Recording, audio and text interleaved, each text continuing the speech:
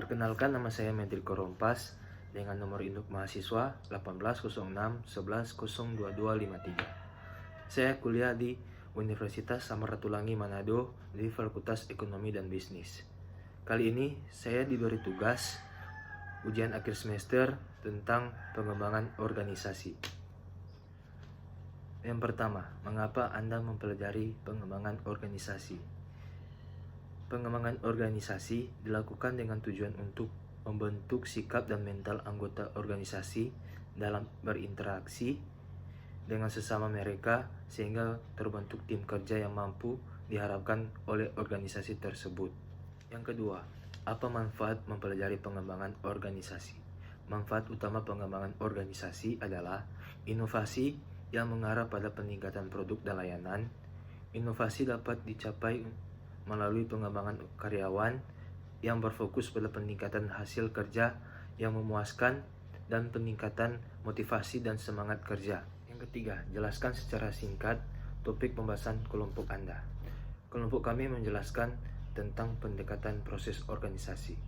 Pendekatan proses organisasi adalah pengelolaan proses-proses dan interaksinya secara sistematis untuk mencapai hasil yang diharapkan. Pendekatan proses mencakup pembentukan proses-proses organisasi untuk beroperasi sebagai sistem yang terintegrasi. Yang keempat, bagaimana materi pengembangan organisasi dihubungkan dengan manajemen sumber daya manusia. Dalam sebuah organisasi tentu memerlukan sebuah sumber daya manusia dalam menjalankan organisasi tersebut, di mana organisasi yang dimaksud ini adalah organisasi yang berada dalam sebuah institusi maupun sebuah perusahaan.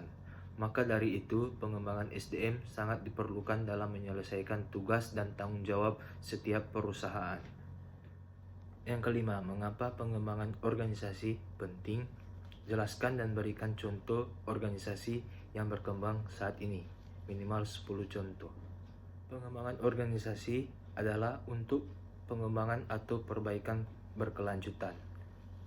Pengembangan organisasi akan menciptakan suatu pola peningkatan yang konstan, di mana strategi pengembangan organisasi dikembangkan, dievaluasi, diimplementasikan, dan dinilai kualitasnya.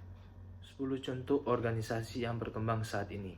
Yang pertama, contoh organisasi sosial masyarakat. 2. Contoh organisasi internasional. 3. Contoh organisasi ekonomi. 4. Contoh organisasi hukum. 5. Contoh organisasi politik. 6. Contoh organisasi bisnis. 7. Contoh organisasi sekolah. 8. Contoh organisasi keagamaan. 9. Contoh organisasi kampus. 10. Contoh organisasi regional. Sekian, itulah tugas ujian akhir semester saya, dan terima kasih.